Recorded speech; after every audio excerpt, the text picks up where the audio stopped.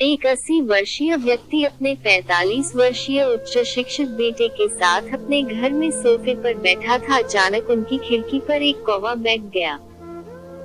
पिता ने अपने बेटे से पूछा, यह क्या है? बेटे ने जवाब दिया, यह एक कौवा है। कुछ मिनटों के बाद पिता ने अपने बेटे से दूसरी बार पूछा, ये क्या है? बेटे ने कहा, पिता मैंने अभी आपको यह एक कौवा है कहा है।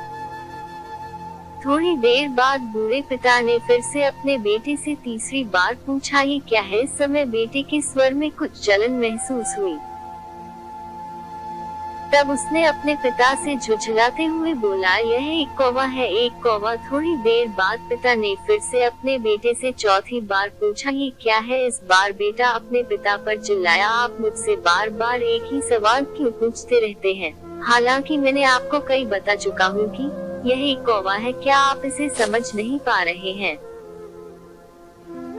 थोड़ी देर बाद पिता अपने कमरे में गए और एक पुरानी डायरी लेकर वापस आए, जिसे उन्होंने अपने बेटे के जन्म के बाद से बनाए रखा था। एक पेज खोलने पर उन्होंने अपने बेटे को उस पेज को पढ़ने के लिए कहा। जब बेटे ने इसे पढ़ा तो निम्नलिखित शब्द डायरी में लिखे गए थे, आज मेरा 3 साल का छोटा बेटा सोफे पर मेरे साथ बैठा था, जब खिड़की पर एक कौवा बैठा था।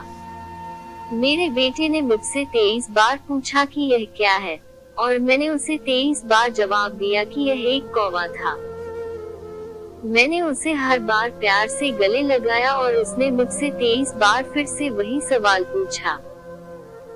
मुझे इस बात से बिल्कुल भी चिढ़ नहीं हुई कि मैंने अपने मासूम बच्चे के लिए प्यार महसूस किया है, जबकि छोटे बच्चे ने उससे 23 बार पूछा, ये क्या है? पिता को 23 बार पूरे सवाल का जवाब देने में कोई जलन महसूस नहीं हुई, और आज जब पिता ने अपने बेटे से सिर्फ 4 बार यही सवाल पूछा तो बेटे को चिढ़ और गुस्सा महसूस हुआ।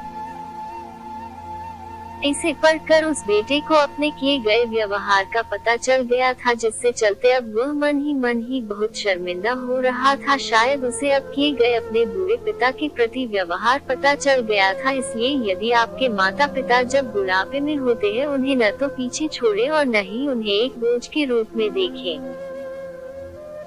बल्कि उनके साथ एक दयालु शब्द बोले, शांत, आज्ञाकारी, विनम्र और उनके प्रति दयालु बने। अपने माता पिता के प्रति विचारशील रहे। आज इस बात को कहें, मैं अपने माता पिता को हमेशा खुश देखना चाहता हूँ। जब से मैं छोटा बच्चा था उन्होंने मेरी देखभाल की।